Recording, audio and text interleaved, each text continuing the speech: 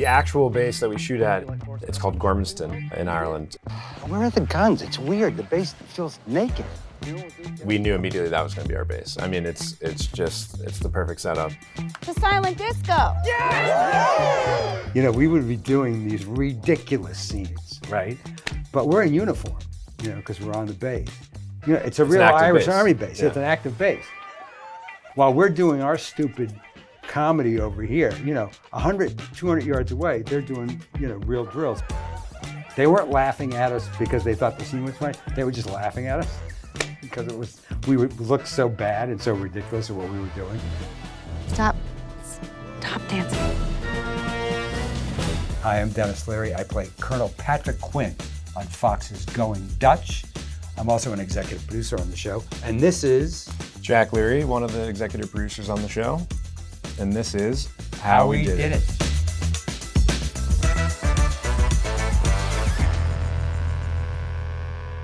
First time we worked together, I mean, I had to have been 13 or 14 on the set of Rescue Me. Yeah. That's crazy, right? Yeah. Yeah, I mean, technically we worked together. I was a PA. He was out of school, he would come and work on the set with some of the other sons and daughters of. Yeah, it was my summer camp. I never really connected with any other workplace. I never found anything else other than the excitement of being on set. I grew up watching him do what he does, which is wear every single hat possible, writer, director, producer, actor. So I think it was more figuring out what hat I was gonna wear. You know, I still have aspirations of writing and directing, but producing is really where I've found the sweet spot. We started Amoeba in 2019, and we signed a deal with Fox maybe a month before the pandemic hit, so. Yeah, that's right. We had to pivot pretty quickly to learning how to develop over Zoom. Everybody was learning this at the time. I kind of had Fox telling me they were looking for something workplace-wise in the military space, so we brought that to Joel, and Joel had already been thinking about that. Joel had found, I think he literally Googled the least important base in the world. Yeah, and then he found a guy that worked there. Yeah. Had, you know, it had since been shut down, but had retired from the military and had worked there. All right, we need to recon every inch of this base immediately. Of course, sir. Cheese.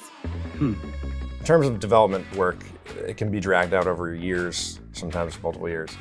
And this was like the quickest, at least for me, since we've been working together. Joel went away to a hotel for a weekend and wrote the pilot, and he was on a ticking clock because I think he submitted the pilot script with 30 minutes left before the deadline of the strike. Worst tour ever. Sergeant, thank you, dismissed. He said, I'm gonna have to leave the family and go into a hotel and spend the weekend. Yeah. And I guarantee you, because he had it really fleshed out, I guarantee you Monday I'd have the script. So they paid for it. They were like, we're gonna pay for it, whatever you need. He went into the hotel on Friday night, and he came out Sunday night with a pilot. And it was great, and it was the pilot, essentially, that you've seen. Sir. Soldier, you need a haircut. You look like they found Jesus dead in a river. That's fun. No. And Fox was like, hey, can you go back in a hotel for a weekend and write a second episode? Yeah, now Joel's basically just been funneled in and out of hotels to write. Yeah. Colonel Quinn, sir. This is Captain Quinn, sir. Oh my God. You guys have the same last name. That is so crazy. Not crazy. That is my father, sir.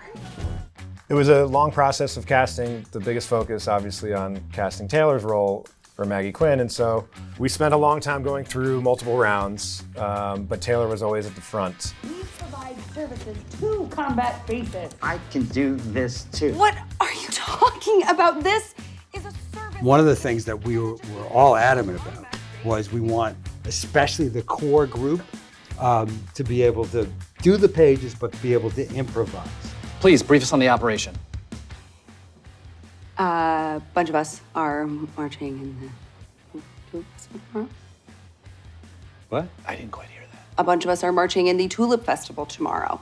God, I feel so live on set, we would be doing what was written and then immediately starting to play with. It is our first ever invitation to the festival, and it's actually crucial to our diplomatic mission. I led Operation Iron Hammer. I said to our director, like, you know, get a medium and a close, just because if we're going to improvise here, like, make sure we have it.